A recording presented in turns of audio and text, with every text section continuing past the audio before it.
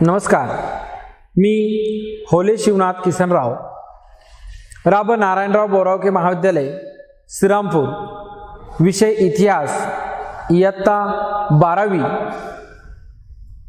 आज आपण प्रकरण क्रमांक 5 भारत सामाजिक व धार्मिक सुधारणा या प्रकरणाला आपण सुरुवात करणार आहोत। खऱ्या अर्थाने सुरुवातीच्या कालखंडामध्ये भारतामध्ये वेगवेगळ्या अंधश्रद्धा, रूढीप्रियता, चालीरीती, परंपरा यामध्ये भारतीय समाज हा गुंतलेला होता। मग यातून ब्रिटिशांच्या संपर्कामुळे या काळात मोठ्या प्रमाणामध्ये बदल व्हायला लागले। इंग्रजी शिक्षण प्राप्त व्हायला लागलं। ब्रिटिशांचं वर्तन कसं आहे, ते कसे राहतात, कसे बोलतात, कोणत्या गोष्टीवर विश्वास ठेवतात, कोणत्या गोष्टीवर नाही, कर्मकांडावरती त्यांचा विश्वास नाही, वैज्ञानिक शोध त्यांनी लावलेले आहेत। त्या माध्यमातून त्यांचा विकास हा मोठ्या प्रमाणामध्ये झाला। मग हे इंग्रजी शिक्षण घेऊन शिक्षण पद्धतीच्या आधारे येथे आलेल्या नवीन पिढीने सामाजिक क्षेत्रामध्ये जे काम केलेलं आहे ते महत्त्वाचं काम सांगताय। सामाजिक क्षेत्रात जे काम केलं ते महत्त्वाचं आहे। सामाजिक आणि धार्मिक सुधारणांच्या अभावी राजकीय स्वातंत्र्य अपूर्ण आहे, अधुरा आहे, असं त्यांनी म्हटलेलं आहे। याची जाणीव पहिल्या पिढीतील समाज सुधारकांना झाली होती। याचमुळे राजाराम मोहन राय यांच्यापासून सुरू झालेल्या सामाजिक धार्मिक सुधारणा चळवळींचा आपल्याला या प्रकरणामध्ये आढावा घ्यायचा आहे। आधुनिक युगाचे शिल्पकार म्हणून राजाराम मोहन राय यांचा उल्लेख केला जातो। त्यांनी जे इंग्रजी शिक्षण प्राप्त केलं होतं, इंग्रजांच्या संपर्कामुळे त्यांच्या ज्ञानामध्ये जी भर पडलेली होती, केवळ आपल्यापुरतंच ते मर्यादित न राहता त्याचा उपयोग समाजासाठी करावा ही भावना त्यांची त्या कालखंडातील होती। या कालखंडामध्ये या ज्या सामाजिक सुधारणांची आवश्यकता त्या कालखंडामध्ये भासलेली होती, या सामाजिक सुधारणांची आवश्यकता का भासली असावी, तर पूर्वीच्या कालखंडामध्ये समाजामध्ये अंधश्रद्धा, वेगवेगळ्या बाबतीत अंधश्रद्धा, उदाहरणार्थ तुम्हाला जे ग्रामीण भागामध्ये सांगितलं तर ऐकतात तुम्ही, त्याचनुसार तुम्ही ते वर्तन करतात। मांजर आडवं गेलं तर अशुभ आहे। एखाद्या चांगल्या कामाला चाललात तुम्ही आणि रस्त्यात मांजर आडवं गेलं, काम होणार नाही। मांजराचा काय विचारायचा दोष?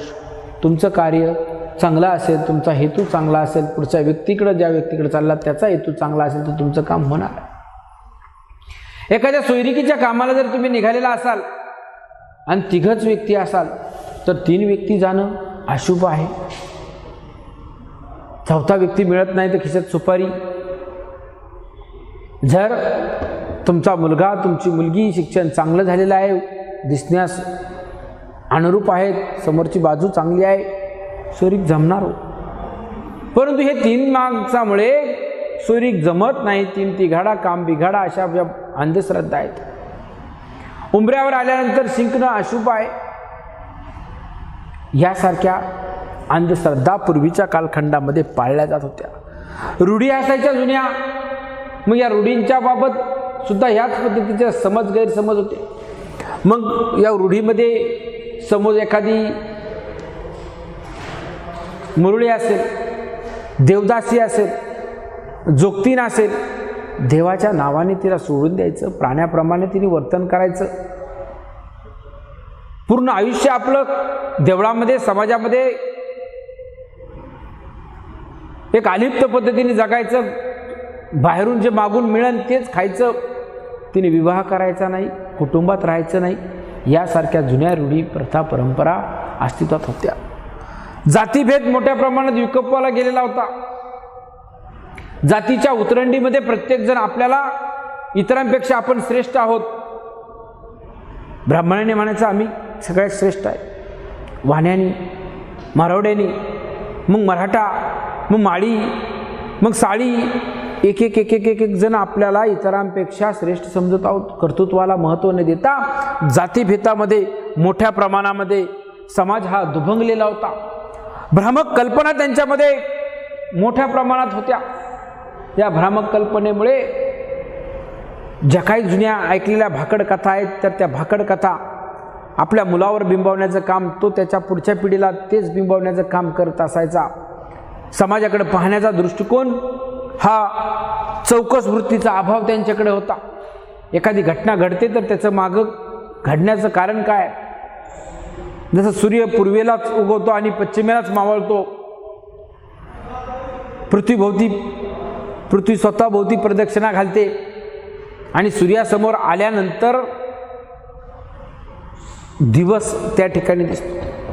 त्याच्या पलीकडच्या बॅक साईडला गेल्यानंतर रात्र होती. हे वैज्ञानिक शोध त्या कालखंडामध्ये लागलेले नव्हते. सूर्य उगवतोय, सूर्याला नमस्कार घालायचा. चंद्र दिसतोय आकाशात, त्याला नमस्कार घालायचा. नदीला पाणी आलंय पावसाचं, त्याला पाया पडायचं. निसर्गाला देवता, वृक्ष आपल्याला फळ देतो, सावली देतो, वृक्षाला देवता पाया पडायचं. चंद्र शीतल प्रकाश देतोय, त्याला देवता मानायचं. सूर्य आपल्याला प्रकाश देतोय, त्याला देवता मानायचं.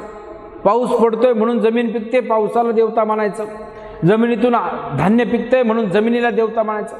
म्हणजे यांनी त्या कालखंडामध्ये निसर्ग देवता, ज्यापासून आपल्याला फायदा मिळतोय, त्याला देवता मानलेलं होतं. तदनंतर या देवता बदलत गेल्या मानवानुरूप. म्हणजे या भ्रामक कल्पना त्या कालखंडामध्ये होत्या. चौकस वृत्तीचा अभाव त्यांच्यामध्ये होता. म्हणून सामाजिक सुधारणांची आवश्यकता होती. सामाजिक सुधारणांची आवश्यकता का होती? समाजामध्ये अंधश्रद्धा होती, रूढीप्रियता होती, जातीभेद मोठ्या प्रमाणामध्ये होता, त्यांच्यामध्ये भ्रामक कल्पना होत्या, चौकस वृत्तीचा अभाव होता. या सर्व गोष्टीमुळे खऱ्या अर्थाने या सामाजिक सुधारणांची आवश्यकता त्या कालखंडामध्ये होती. इंग्रजी शिक्षणामुळे काय झालं? हे मुठभर तरुण सुरुवातीच्या कालखंडामध्ये ब्रिटिशांच्या संपर्कात आल्यानंतर सतत विवेक बुद्धीने विचार करून योग्य काय अयोग्य काय सारासार विचार करण्यास त्यांची सुरुवात झाली. स्वातंत्र्य, समता, बंधुता, मानवता ही जी जीवनमूल्य आहेत, या जीवनमूल्याचा त्यांचा परिचय आला.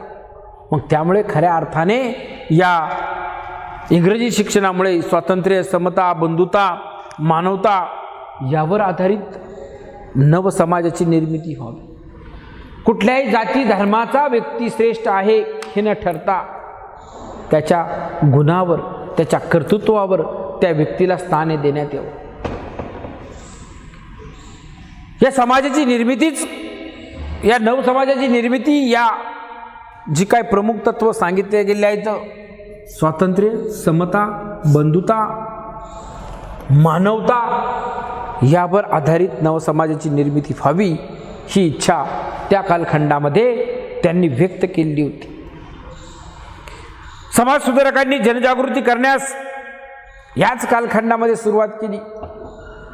मग यामध्ये राजाराम मोहन राय असतील, महात्मा फुले असतील, सावित्रीबाई फुले असतील, न्यायमूर्ती रानडे असतील, यासारख्या समाजसुधारकांनी पुढाकार घेऊन त्या कालखंडामध्ये जात धर्म श्रेष्ठ नसून मानव हा श्रेष्ठ आहे, वेगवेगळ्या समाजाची संघटनेची स्थापना करून समाजामध्ये जागृती करण्याचं काम केलेलं आहे. त्यालाच सुधारणांचं पर्व असं म्हटलं तर. मग दुसरा मुद्दा आपला आहे सुधारणांचे पर्व. मग या सुधारणांच्या पर्वामध्ये आधुनिक भारताचे शिल्पकार राजाराम मोहन राय यांचा जन्म बंगाल या ठिकाणी झाला. राजाराम मोहन राय यांनी उपनिषदांचे संस्कृतमध्ये बंगालीतील भाषांतर केलं होतं. त्यांच्या वहिनीला सती जावे लागल्यामुळे त्यांच्या मनावर या घटनेचा खोलवर परिणाम झाला होता. पती निधनानंतर तिच्या पत्नीस चितेवर जिवंत जाळलं जातंय. तिचा आवाज येऊ नये म्हणून ढोल बडवले जातात. ही प्रथा अमानुष आहे, मानव जातीला कालिमा फासणारी आहे. त्याचा परिणाम असा झाला की राजाराम मोहन राय यांनी ही जी घटना पाहिली, या घटनेच्या विरोधात आवाज उठवण्यास सुरुवात केली. राजाराम मोहन राय यांनी या सती प्रथेविरुद्ध एक इंग्रजी पत्र लिहून, इंग्रजी भाषेत लिहून ते प्रसिद्ध करण्याचं काम केलं। या सती प्रथेविरुद्ध एक पत्र लिहिलं आणि ते वर्तमानपत्रातून प्रसिद्ध करण्याचं काम केलं होतं की ज्या पत्रकाच्या माध्यमातून खऱ्या अर्थाने सती प्रथा चुकीची आहे। पुरुषाचं निधन झाल्यानंतर स्त्रीला जिवंत जाळलं जातंय, मग एखाद्या स्त्रीचं निधन झाल्यानंतर त्या पुरुषाला का नाही जिवंत जाळलं जात? यासारखे नाना प्रश्न त्यांच्या मनामध्ये पडायचे। म्हणूनच त्यांनी खऱ्या अर्थाने की कुठल्याही स्त्रीचा त्या कालखंडामध्ये दोष नसताना एकतर कमी वयात विवाह व्हायचा, कमी वयात विवाह व्हायचा, साथीचे रोग, प्लेग म्हणा, कॉलरा म्हणा, पटकी म्हणा यासारखे रोग यायचे।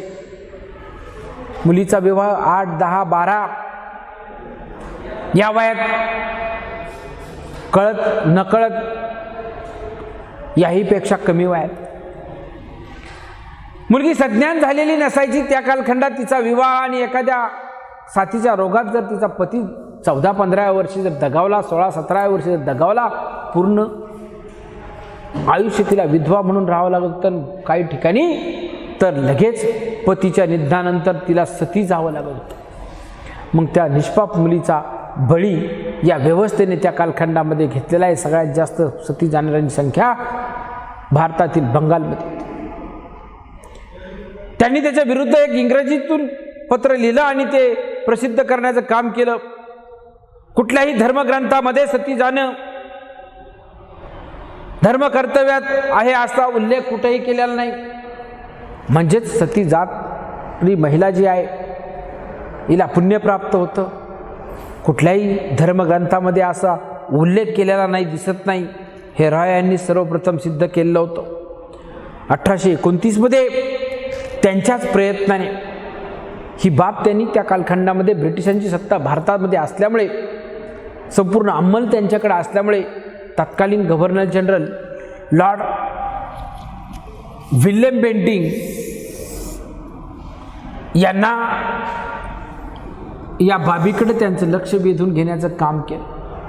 लॉर्ड विल्यम बेंटिंग हे सुद्धा समाजसुधारकांच्या वृत्तीचेच होते। सतीची प्रथा ही अमानुष आहे, मानवजातीला कालिमा फासणारी आहे। कुठल्याही व्यक्तीला जिवंत जाळण्याचा समाजाला अधिकार कोणी दिला?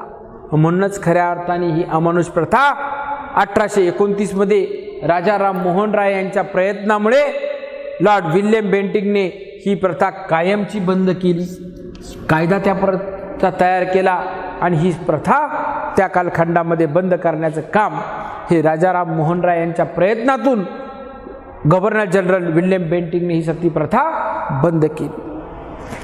तदनंतरच्या कालखंडामध्ये सुद्धा त्यांनी वेगवेगळ्या ज्या समाजातील प्रथा आहेत तर त्या प्रथांच्या विरोधात आवाज उठवण्याचं काम केलं आहे। बालविवाहाची प्रथा असेल तर ही बालविवाहाची प्रथा चुकीची आहे।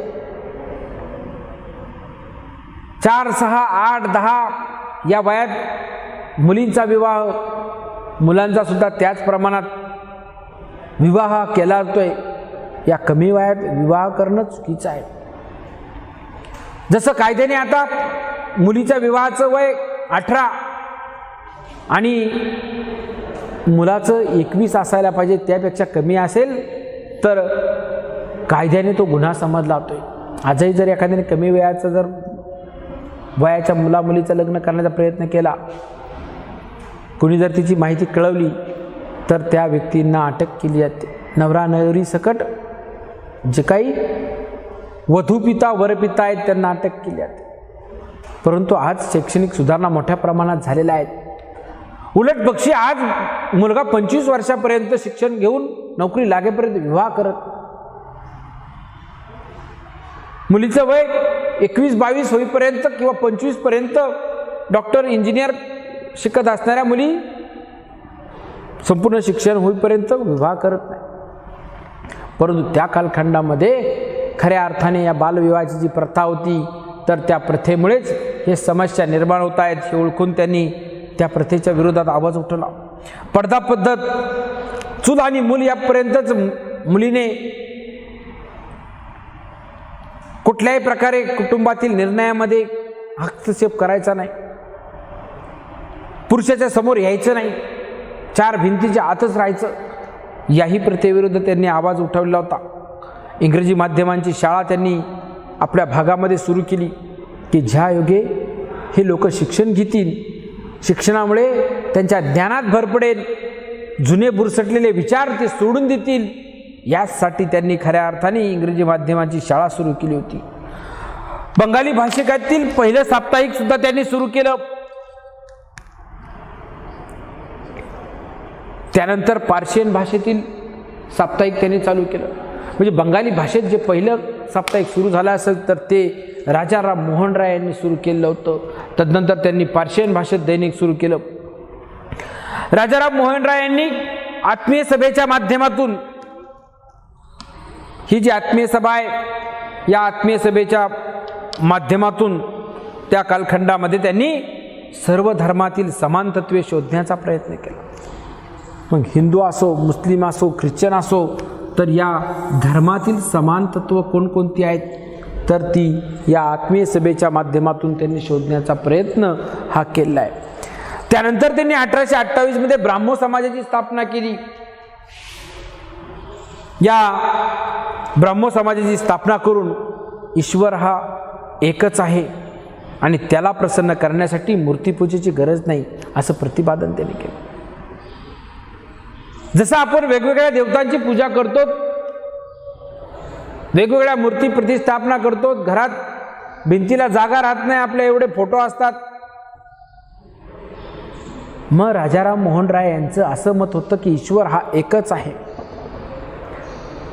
त्याला प्रसन्न करण्यासाठी किंवा प्राप्त करण्यासाठी मूर्तीपूजेची गरज नाही. वेगवेगळ्या मूर्ती फोटो आपण वेगवेगळे घरात लावतो तर त्याची गरज नाही आहे. मनापासून जर त्याची प्रार्थना केली, आपलं वर्तन जर नीतिमत्तेचं असेल तर निश्चितपणे ईश्वर हा प्रसन्न होतो. तो एकच आहे, निर्गुण निराकार आहे, आपण सर्व त्याची लेकरे आहोत, अशी भावना राजाराम मोहन राय यांची होती. बहुदेववादाला त्यांनी विरोध केला होता, मूर्तीपूजेला त्यांनी विरोध त्या कालखंडामध्ये केला होता आणि या ब्राह्मो समाजाच्या माध्यमातून 1828 मध्ये समाजामध्ये दैववादावर विश्वास ठेवणाऱ्या लोकांना टीका करण्याचं काम त्यांनी केलं होतं. सत्सद विवेक बुद्धीने समाजामध्ये आपलं वर्तन कसं असावं, आपण काय केलं पाहिजे, कर्मकांडात धार्मिक पूजा अर्चामध्ये मनुष्य गुंतून नाही राहिला पाहिजे, तरच त्याचा विकास होऊ शकतो. त्याचा विकास झाला तर पर्यायी गावाचा, आणि गावाचा झाला तर नंतर समाजाचा विकास होऊ शकतो. हे पटवून देण्याचं काम राजाराम मोहन राय यांनी त्या ठिकाणी केलं होतं. राजाराम मोहन राय यांनी दक्षिण अमेरिका खंडातील स्पॅनिश वसाहतीत साम्राज्याविरुद्ध चाललेला जो स्वातंत्र्य चळवळीची दखल घेऊन तिला पाठिंबा दर्शवला, की जी स्वातंत्र्य चळवळीचं काम त्या कालखंडामध्ये या स्पॅनिश लोकांनी केलं होतं, त्यांचं काम योग्य आहे, त्यांच्यावर अन्याय होतोय. या युरोपियन वसाहतवाद्यांनी त्यांचा प्रदेश बळकावलेला, त्यांचे अधिकार हिसकावून घेतलेले आहेत. मग जे त्याच्या विरुद्ध लढत आहेत तर त्या लढणाऱ्याच्या बाजूनी त्यांनी पाठिंबा दर्शवण्याचं काम हे केलं होतं. स्पेनमधील राजेशाहीच्या विरोधातील उदारमतवादी लोकांना रॉय यांचा पाठिंबा होता. जे उदारमतवादी लोक होते स्पेनमधले, तर त्या लोकांना सुद्धा राजाराम मोहन राय यांनी पाठिंबा दर्शवला होता. 1830 मध्ये मुघल बादशहाची बाजू मांडण्यासाठी ते इंग्लंडला गेले. ज्या कालखंडामध्ये आपल्या भारतातील मुघल बादशाह त्याची जी बाजू आहे, ब्रिटिश सत्तेने त्या कालखंडामध्ये आपले पाय रोवायला सुरुवात केली होती. ईस्ट इंडिया कंपनीच्या माध्यमातून भारतामध्ये आपली सत्ता, आपलं अंमल सुरू केलं होतं. आणि हे अंमल सुरू करत असताना या बादशहाची बाजू मांडण्यासाठी राजाराम मोहन राय 1830ला इंग्लंडला गेले,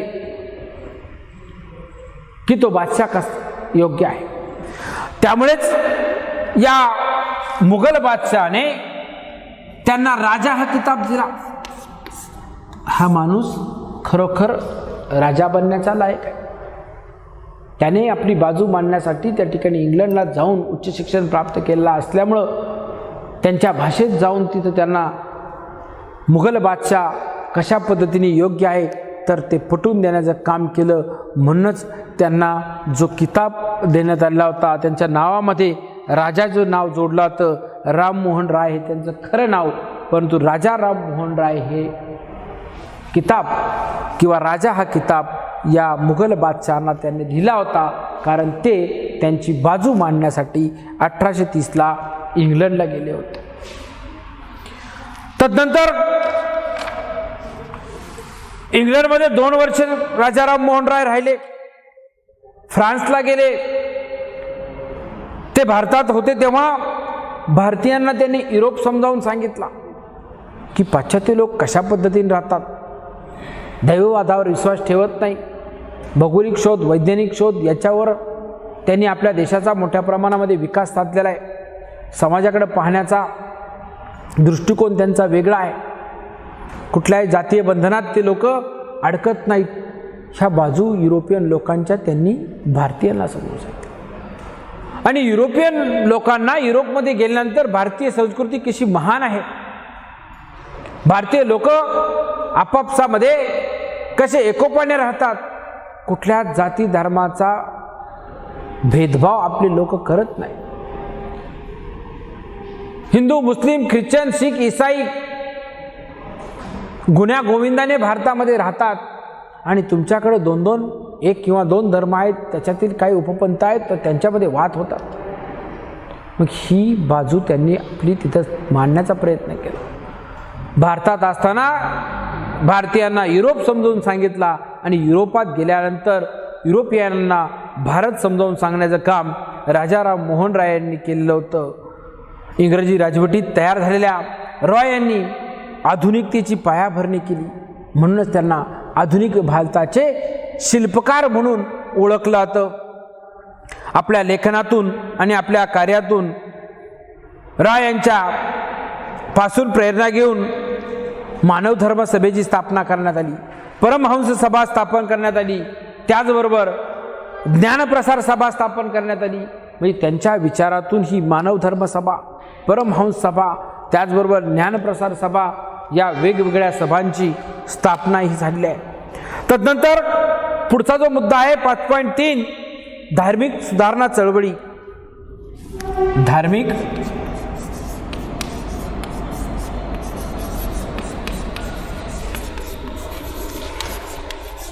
सुधारणा चळवळी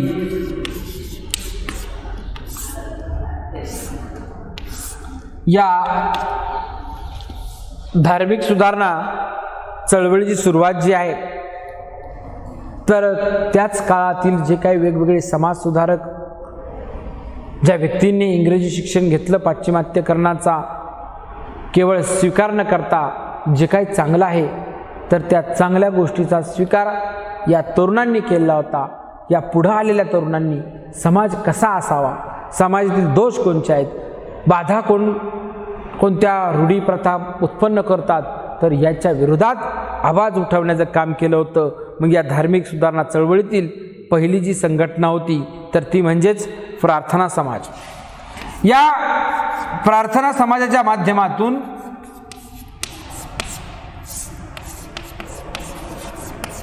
समाजातील रूढी प्रथा परंपरा यांच्या विरोधात आवाज उठवण्याचं काम हे केलं होतं. दादोबा पांडुरंग तरखडकर हे प्रार्थना समाजाचे संस्थापक. दादोबा पांडुरंग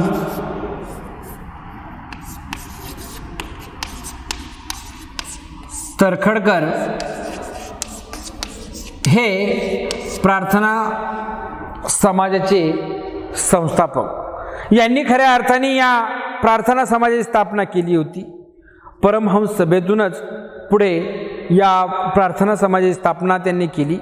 आत्माराम पांडुरंग तरखडकर, न्यायमूर्ती महादेव गोविंद रानडे, डॉक्टर राघव भांडारकर या सर्वांनी मिळून या प्रार्थना सभाची जी स्थापना केली होती ते सदस्य म्हणून, त्यांचे संस्थापक सदस्य म्हणून त्यांचा मान्यता त्यांनी त्या कालखंडामध्ये प्राप्त केली होती. या प्रार्थना सभे समाजाचा मूर्तीपूजेला विरोध होता. की ज्या वेगवेगळ्या देवदेवतांच्या मूर्त्यांची आपण पूजा करतो तर ते चुकीचं आहे. कुठलीही मूर्ती, कुठलीही देवता आपल्याला प्रसन्न होऊ शकत नाही, आपण मागेन ते मिळू शकत नाही. त्यामुळे या मूर्तीपूजेला त्यांनी विरोध केला होता, एकेश्वरास प्राधान्य दिलं होतं. ईश्वर हा एकच आहे, आपण सर्व त्या ईश्वराची लेकरं आहोत. आपलं वर्तन हे चांगलं असलं पाहिजे, नीतिमत्ता साफ असली पाहिजे. या माध्यमातून त्यांनी लोकांना पटवून देण्याचं काम हे केलं होतं. कर्मकांडाला विरोध करून प्रार्थनेवर भर दिला होता. वेगवेगळे व्यक्ती काही कर्मकांडावरती विश्वास ठेवून समाजामध्ये वेगवेगळ्या जुन्या प्रथा परंपरावरती टिकून आहेत. अमुक अमुक देवतेला बकरं कापल्यामुळे ती प्रसन्न होते. एखादा व्यक्ती आजारी पडल्यानंतर अशा स्वरूपाचा मांत्रिक तांत्रिक त्याला नीट करतो. कोंबडं बकरं कापल्यानंतर अमुष्याला पौर्णिमाला अशा वेगवेगळे विधी करायला लावणाऱ्यापासून समाजाला जाग करण्याचं काम त्यांनी केलं होतं. त्यालाच कर्मकांड असं म्हटलं होतं. या कर्मकांडाला विरोध दर्शवला केवळ प्रार्थनेवर भरती. कुठल्याही देवतेला प्रसन्न करण्यासाठी तुम्ही बकरं कापण्याची, कुठल्याही प्राण्याची, पशुची बळी देण्याची आवश्यकता नाही. वेगवेगळ्या वस्तू अर्पण करण्याची आवश्यकता नाही. केवळ 2 हात आणि 3रं मस्तक म्हणजे तुमची प्रार्थना जर त्या ठिकाणी असेल तर निश्चितपणे तुम्हाला त्या ठिकाणी समाधान लाभेल. अनाथालय या प्रार्थना समाजाच्या माध्यमातून त्यांनी सुरू केली. अनाथ लोक आहेत, वयस्कर आहेत, काही मुलं आहेत, काही बायका आहेत, कुठल्याही प्रकारे यांना आधार नाही, तर अशा लोकांना आधार देण्याचं काम या प्रार्थना समाजाच्या माध्यमातून त्यांनी केलेलं होतं. स्त्री पुरुष समानतेची चळवळ सुरू केली. पुरुषांच्या बरोबरीने आज खांद्याला खांदा लावून महिला प्रत्येक क्षेत्रात अग्रेसर आहेत. म्हणून त्यांना समाजामध्ये बरोबरीचं स्थान दिलं पाहिजे, शिक्षण दिलं पाहिजे. निर्णयामध्ये त्यांचा निर्णयही महत्त्वाचा मानला पाहिजे. यासारखं बरोबरीने स्थान स्त्रियांना देण्यास सुरुवात केली. रात्रशाळा सुरू केल्या. पूर्वीच्या कालखंडामध्ये सगळेच लोक शाळेत जात होते असं नाही. ठराविक उच्चभ्रू वर्गातील लोक शाळेत जायचे. बाकीच्या लोकांच्या परिस्थिती हलाखीच्या होत्या, बेताच्या होत्या. दिवसभर ते 2 वेळचं जेवण प्राप्त करण्यासाठी, रोजीरोटी प्राप्त करण्यासाठी काम करत असायचे. अहोरात्र काबड कष्ट करायचे. मग अशा लोकांना दिवसा शाळेत येत नाही. मग रात्रीच्या वेळी हे लोक कामावरून घरी पोहोचतात.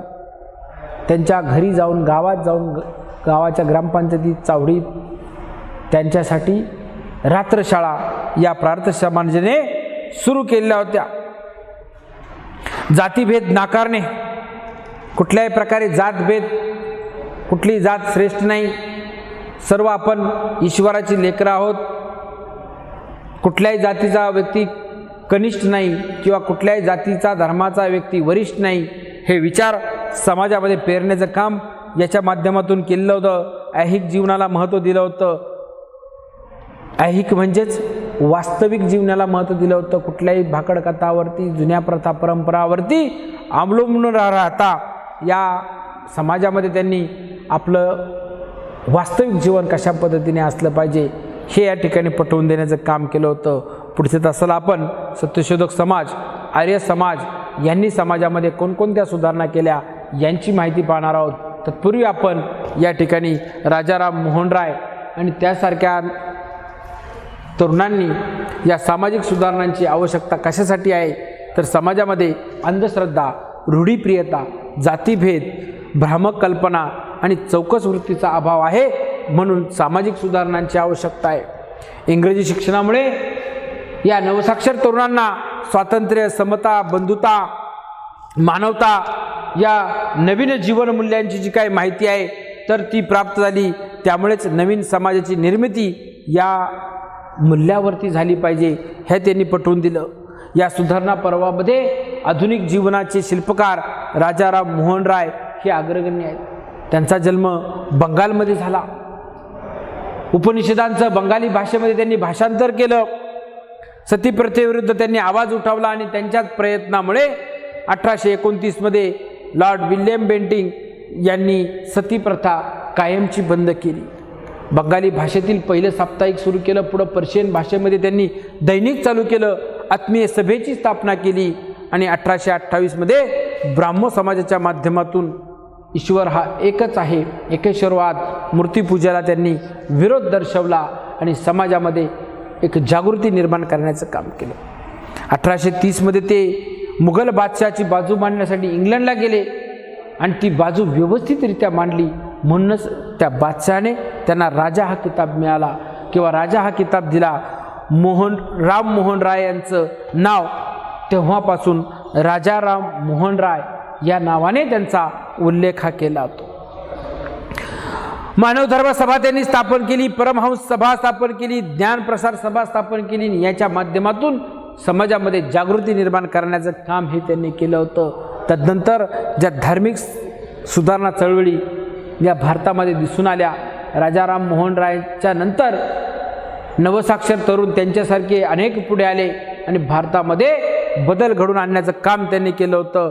मग यातील प्रार्थना समाज जो आहे तर तो दादोबा पांडुरंग तरखडकर, न्यायमूर्ती रानडे आणि त्यांच्या सहकार्याने याची स्थापना केली होती.